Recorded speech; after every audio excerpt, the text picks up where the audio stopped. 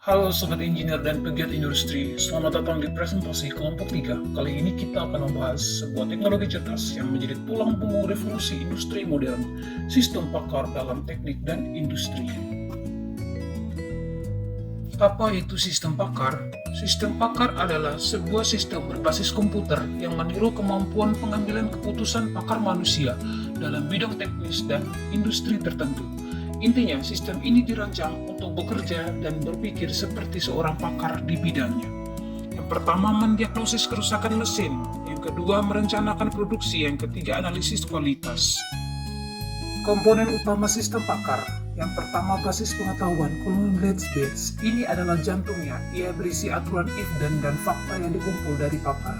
Basis data, working memory, tempat penyimpanan data atau fakta yang sedang dihadapi atau diproses saat ini. Mesin inferensi, inference engine, ini adalah otak yang memproses logika dan aturan di basis pengetahuan untuk mencapai kesimpulan antar muka pengguna, user interface, jembatan interaksi antar pengguna, engineer atau teknisi dalam sistem. Dua metode penalaran kunci. Mesin inferensi menggunakan metode penalaran. Ada dua yang populer. Forward chaining, pelacakan maju, dimulai dari fakta yang diketahui menuju kesimpulan. Ini cocok untuk diagnosis berbasis gejala seperti karena ada gejala A dan B, maka kesimpulannya adalah penyakit C. Backward chaining, pelacakan mundur, dimulai dari hipotesis, dugaan kesimpulan, mencari fakta pendukung. Ini efektif untuk verifikasi masalah seperti apakah benar kerusakan C. Mari kita periksa apakah ada gejala A dan B. Penerapan di lapangan, sistem pakar sudah diterapkan luas terutama untuk objek utama seperti mesin produksi industri, misalnya mesin pemotong logam, conveyor, atau mesin injection molding.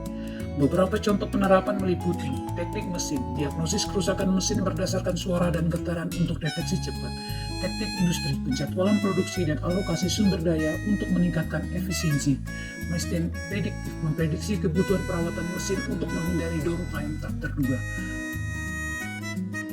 Manajemen proyek, evaluasi risiko, minimalkan keterlambatan dan biaya produksi.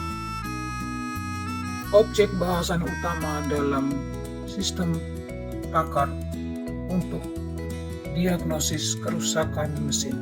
Objek yang dibahas, mesin produksi industri seperti mesin pemotong logam, conveyor, atau mesin injection molding.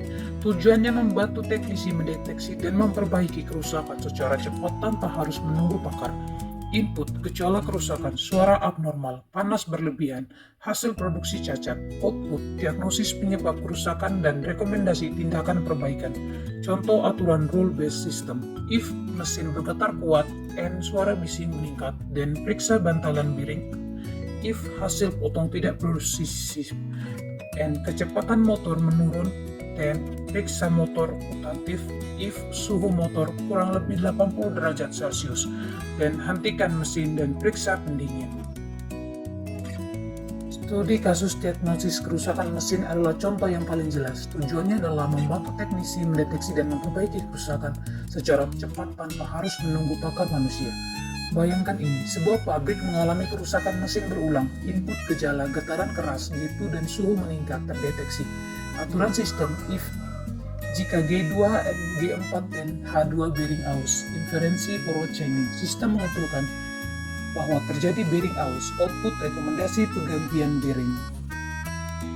Kelebihan dan kekurangan. Kelebihan, efisiensi waktu dan analisis, mengurangi biaya operasional, keputusan konsisten dan objektif, dapat diperbarui sesuai teknologi.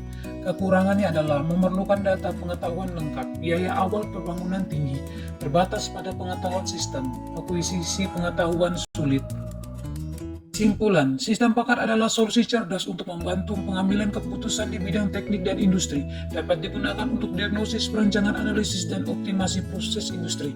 Objek utama yang sering menjadi fokus adalah mesin produksi dan sistem manufaktur.